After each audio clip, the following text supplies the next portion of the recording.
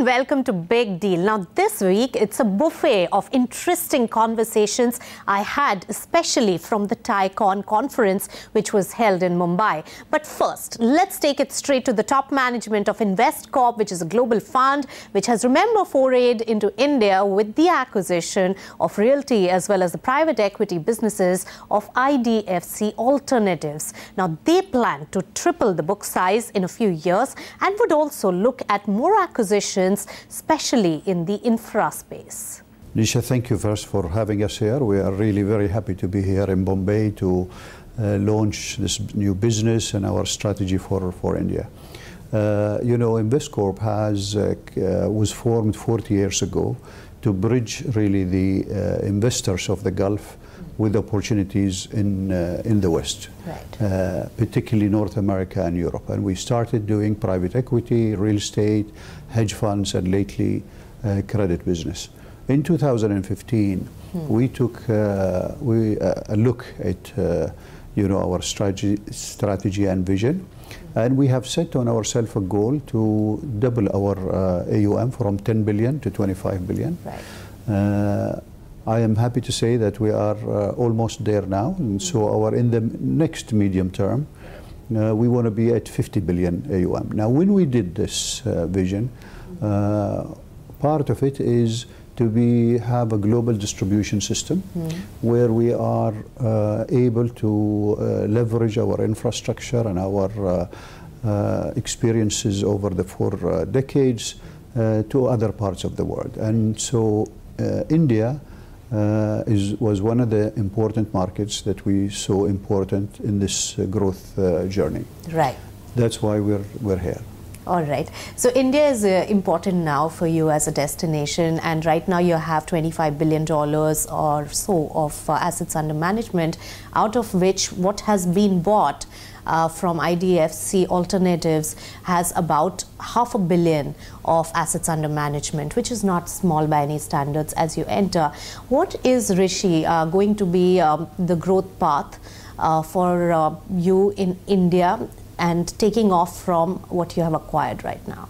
Sure, Nisha. So as you rightly mentioned, we are acquiring a platform that in aggregate has about $450 million of assets under management, split across 2 divisions, private equity and real estate, roughly half and half.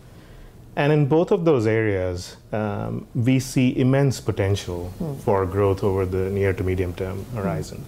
In private equity, the team that is coming across to InvestCorp has created a pretty strong specialty almost over the last 5 years plus, investing in consumer-based sector and companies in general towards the mid-market segment of that. And we think there is a very secular long tailwind to that space that is going to play itself out for multiple decades to come, just given the grassroots emergence of the middle class and the affluent class in India, and the numbers are quite staggering. So we see immense growth potential for the private equity business going from its current 200 million to multiples of that. Similarly, the real estate business has carved out quite a niche for itself in asset-backed lending, real estate-backed lending, which is again a major opportunity in India, notwithstanding some of the headwinds that the real estate sector itself is facing, generally speaking. Right. So that's a very interesting area that you delved in. So real estate, given the kind of headwinds that it's facing right now, what is the kind of opportunity you see, and what's your outlook on real estate sector with the kind of debt concerns and NBFC liquidity concerns that we have seen? So, you know, I think the way to address that is, you know, very simple.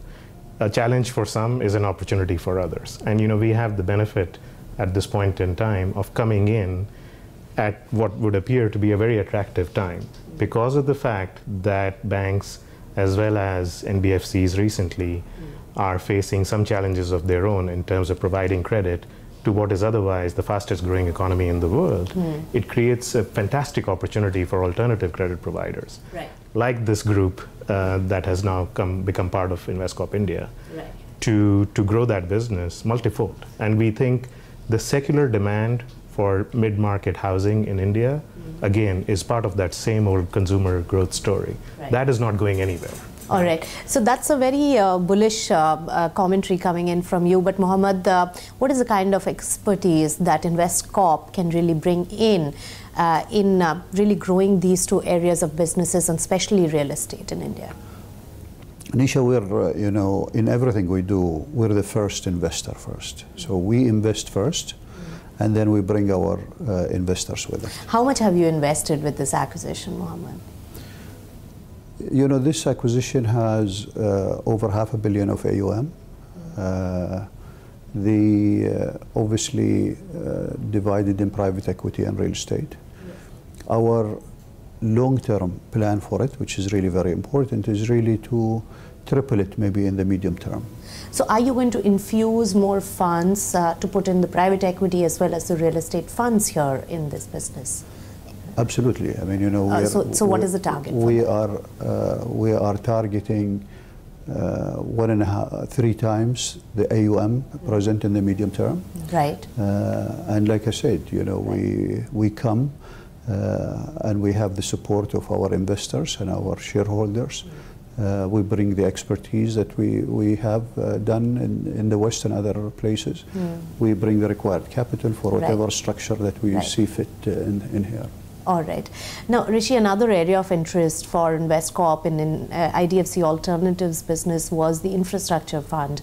That business got sold to another competitor, Global. Now, given that interest that you had shown, would you be looking out for more opportunities in India in that space? Infrastructure as an asset class, generally speaking, is a pretty attractive asset class. Also, it is the one obvious gap in our overall product menu. If you look at our current menu, as Mohammed said, we are in private equity, real estate, credit, and liquid alternatives. Infrastructure is the obvious extension. Right. So the answer to your question is yes, we would continue to look at opportunities for InvestCorp to enter the infrastructure space, but it's not localized to India. Infrastructure is a great opportunity and is a highly sought after opportunity from investors globally. Right. So wherever we find a good opportunity to enter that domain, we would certainly want to be part of that. And in India in specific? For infrastructure? Yes. There's no specific concrete plan in the immediate term. Now, investment banker turned entrepreneur Falguni Nair is aiming for an IPO of her online makeup portal Nykaa.com in the next 2 years. Now, currently, the company is generating cash and is expanding in fashion as well as brick and mortar retail space as well. Now, I caught up with Falguni Nair on the sidelines of TiECon. We are almost in our 7th year now. Very soon we are going to hit our 7th anniversary. So it's exciting. Nykaa has come a long way. It's been built up as a brand. And when I see our consumer connect and the number of customers who know us, who experience our brand, it's just amazing. It's really been an amazing journey to see this kind of I've always valued brands, and to be able to build a brand that is so well loved by its consumer. It's been an amazing journey. So do you think that you captured the market where there was a huge requirement, potent requirement in India? Yeah, I think when I was entering the business, I was aware that beauty was not a big business in India. And I remember we talked about it, and I think Nykaa has grown the business. And what was needed is, I always believed in Indian women that they would consume more. Yes. And I felt what was needed is to put in place the enablers. And enablers included to give them a great assortment, also to give them great, knowledge. I think they needed to learn about, what to use, how to use, the benefits of the products that they were going to embrace. And Nykaa focused a lot on creating that that knowledge and experience. And I think all that has helped us build the, really we've carried the consumer with us, and they've embraced Nykaa as both a beauty destination and as a beauty brand. And it's been amazing to see how they've responded. And tell us something about your numbers, because most of the startups and businesses take many years to break even. So how's your business doing? Are you generating cash? See, in terms of our numbers, we always report our numbers at the end of the year when the, ROC filings are done. So our last last year, which was March 2018, we had ended the year at 570 crores, which is a number that everybody is aware about. And I can definitely say that we are growing at more than 100% year on year. Right. So it's been an amazing growth this year. And we do, where we end the number, you'll come to know soon, maybe post-March. How has the growth been for the company? Growth has been amazing. I'm telling you, at this scale, we've grown at 100% year on year, which is amazing. And also, we are one of the few companies that is EBITDA positive for more than 6 months now. Oh wow, so really EBITDA proud positive. Of that fact. All right, yeah. But PAT positive, how soon do you see that? Because beyond EBITDA, we don't have too many costs. So hoping to continue on the journey of not just, PAT positive, EBITDA positive is just one, to me, just a benchmark. Yes. You need to go beyond that and have healthy EBITDA, healthy profits. Yes. That's when you can take it to an IPO. So with my eventual desire for an IPO, I clearly have a journey still to cover. How much time for the eventual IPO, which is your desire? I think we should be well on our way to profitability that I'm projecting, and if that happens, then maybe 2 years or so we should be there in the public market. How big a company do you think you would like to pitch to the investors when you go for an IPO?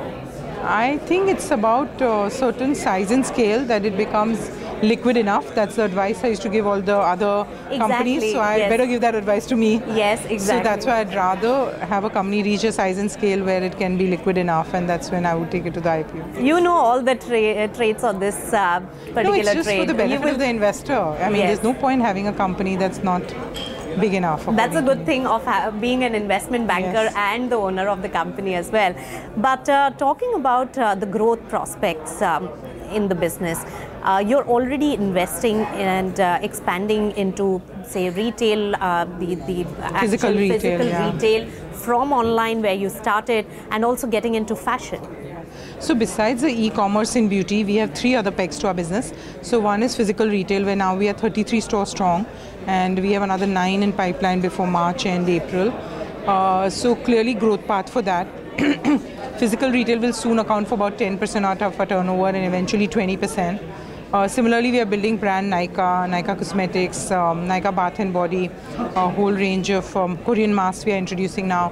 So that business also is going to grow to be substantial, 20% contribution after 1 or 2 years. And thirdly, we've just entered fashion. Yes. These are early days of fashion. So in the early days, I just want to make it work. We've had a good start in the month of January. But hopefully, I don't put a big business plan and projection till it takes off. So hopefully it takes off soon. I think my daughter Advaita is going to manage that business. Yes. So very exciting. We are doing a lot of stuff. All right. So the whole family is getting involved in the business? Yes, definitely. I think it's a big positive endorsement when your children want to come and work with you. It means that you're our customers are millennial, and we are a millennial-friendly workplace where they want to come and work. So yeah, that's what it means. And what about funding then, Falguni? How is that? As you know, most of our funding has been from high net worth family offices, and we have been very capital efficient. I don't think we've raised more than 250 crores till date. So it's been a very small fundraise we've done. And we believe in capital efficiency, and we are happy with the set of investors who are totally backing us. Right. What was the valuation when you last raised funds? The last round was more of a secondary round than primary, yes. And that was done at a valuation of 3,300 crores. Okay. But there was no primary involved. There was a secondary trade that was matched. We are going to consider doing a fundraise soon. Yes. So we are heading towards that, but I think it's still some time away. How much funds would you require, and what would you utilize? Like I just said, that it's not really large. Yes. I mean, our funds are being invested in stores. Retail store expansion needs some amount of money. Then we also need money for our warehouse expansion. We are growing, as doubling the turnover, that needs doubling the warehouses. So these are the 2 main areas. Also, we are investing in technology. So these are the main areas of our funding. Falguni, how do you see the startup world in India? Is it very encouraging from the regulatory aspects, from the overall funding aspects as well? I think it's reasonably encouraging. I think the startup world here, there's enough of an ecosystem where people are ready to talk to you about what you're doing. There's an ecosystem where there are some investors available. I don't think it's as dynamic as Bangalore, though I've never lived there.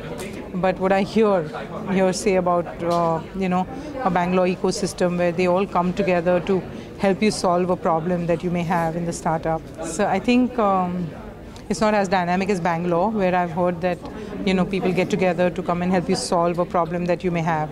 So in many ways, I wish Bombay evolves into that kind of a startup world. All right, and that would be my dream.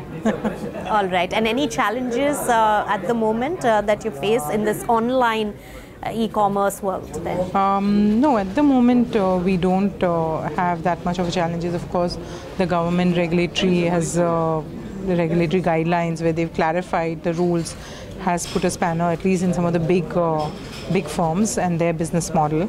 Right. But let's see. I think what all of us want always is clarity. Yes. So to the extent government continues to provide clarity on how they're thinking about it, that is more important, and then one can tailor make the business model to suit that. All right, that was Nykaa, a unicorn in the making maybe. After selling Patni Computer Systems 7 years ago, Patni Group's family office is working towards riding the second wave of disruption in the tech world by investing into startups. Now, I caught up with Arihant Patni on the sidelines of Tycoon to talk about their investment strategy and how they are hedging their bets. It's been an incredible journey, and I really count myself very fortunate as being the second generation in the family business. My father and his brother started the business. Me, my brother, and my cousins kind of worked in it and took it forward. But to see a business go from inception to execution to exit over a period of over 3 decades is really very, very it's a tremendous opportunity, and it's an amazing learning experience. Once we sold the business about 7 years ago, we wanted to recreate some of that success we had evidenced in that transformational experience by investing in new age businesses, in new age founders, kids on the street that had smart ideas that needed not just capital but also a little bit of help in building their business up to the next level. Right. So, yeah, sure. And that's how we started the whole thesis of investing in tech companies. All right. So, but why did you choose, investing in startups versus probably creating your own business as your family did earlier? It's a great question, right? And you ask yourself this every day. But let's be honest, I think we had the good fortune to be part of one disruptive cycle, right? And I think that software outsourcing in India really changed the way that technology was developed across the developed world. Right. I think to be able to now, zone in on a second disruptive wave just by ourselves, maybe a little naive. And I think because we're blessed with capital, we could actually go out there and identify smart individuals that have several different disruptive ideas and sort of hedge our bets and sort of lay value where we think is most required. So what's your investment style? Do you really get involved operationally with the investee companies? Do you take control on a board seat? How do you operate that? So all of that. I think we're very invested with our companies, not just in terms of money, but also in terms of our mind share and emotionally. We actually, I tell my founders this, that the moment the transaction closes, I go across the table and join them on their side and become a co-founder. And they can actually sort of leverage me or my expertise any way that they wish. And I joke that, I am an employee resource who actually pays them to work for them, because they can call upon me for anything that they need, and they have. So we do take significant minority stakes. Right. We do take board seats, and we do get involved with the business. But very important to kind of recognize that it is, at the end of the day, run by the founders. So we get involved to the extent that it's productive and that it's not disruptive to the working of the business. So what's your investment thesis then? How do you identify which companies to really bet on? So, there were certain filters that we applied when we started doing this. And when you have a clean slate, you look at everything under the sun, from clean tech to waste management to infrastructure to all of that. And we realized very early that technology is really our forte, which is what we understand, which is the mindset of the professionals that we understand, the mindset of the customer that we understand, right?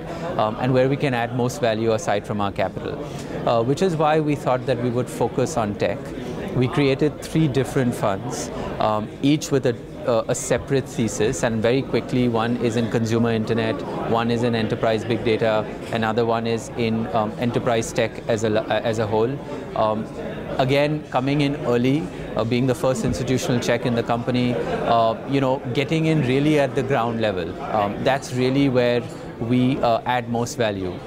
Because once the company starts growing and attracts larger sizes of capital, it becomes more of a finance game rather than an actual entrepreneurship game. Tell us something about some of your investee companies which interest you most. So, it's like picking from your children, right? And I have a lot of them at this point. But just to highlight a few, from our consumer internet fund from Nirvana, we have a very exciting company called Unboxed, which is actually now the founders moved from India to the Valley, and they help retail companies really refine their online presence with product search, discovery, and cataloging. So if you look at Amazon and the experience that Amazon provides today to their shoppers, a lot of the brick and mortar and the slightly more evolving retailers are still struggling to do that, and this company helps them get to that. From our big data portfolio, we have a couple of companies in the industrial Internet of Things area, which is involved with production efficiency, involved with predictive maintenance, and they are working with global clients all over the world. There's Flutura Solutions based out of Bangalore and Altizon Systems based out of Pune. Very smart enterprise guys from the likes of Persistent Systems and Mindtree that broke away and started these businesses. I'm very excited about those.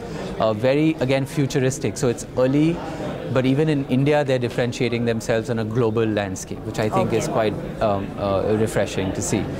From the Idea Spring portfolio, there's one that I really like right now, which hasn't been announced, but will be soon, with another leading financial investor that is in the voice bot space. So as we know that voice, and especially vernacular voice, is a very big drive in India today.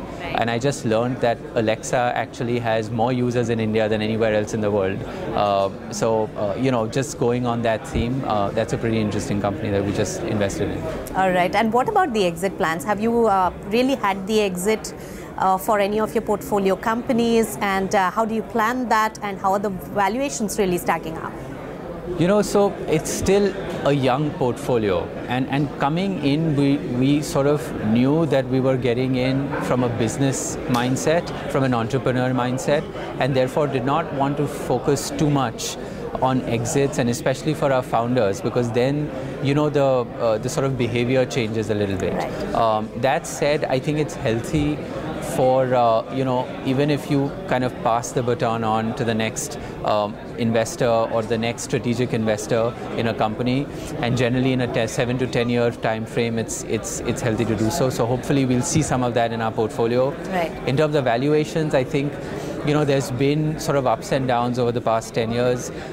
I still think that if you have a good company, a good set of founders, solid guys that believe in working business models, in positive unit economics, in long-term thinking, valuations is secondary. Right. You pick a good bet, it will do well for you, regardless of how it's priced. And what do you have to say about the Indian corporate investment mind space right now? Because there is a big criticism that our own startups are not getting funded by the Indians, but the foreign companies are taking advantage and buying them out at a very nascent stage. So are we losing out to the foreigners? It's a great question, and I think it's a strong statement to say that we're losing out, but I do think that we have a lot of catching up to do, and we're seeing signs of this now, right? I mean, Marico acquired Beardo recently, which is an Indian company and an Indian corporate. I think they're doing immense work in terms of evangelizing the startup ecosystem. There are other examples of companies as well that have now started looking at the Indian, startup space for interesting product companies. I will say this one thing though, I would really like Indian corporates to be a lot more embracing, not just in terms of acquiring, but also in working with startups and giving them the opportunity to service them or to be part of their ecosystem so that they can grow. And I think that needs to be seen quite a lot more. And do you also intend to stay invested in some of your investee companies till the IPO stage? Is that also... Absolutely. Yes. So like I don't need more vehicles, but there is the family office. Our Patni family office does invest directly in companies where we take a long-term view, where we could take a 10 or 20-year view with the thesis of really building, significant value, recreating the success of Patni Computers, where we'll go till the IPO and beyond. We have no problem with that. All right, so those were some of the interesting views coming in from different talking heads today on Big Deal. Now, keep an eye out on global fund InvestCorp's movement in India and also Nykaa's fresh round of fundraising, which could be soon. With that, it's curtains down on Big Deal. Have a great weekend, all of you.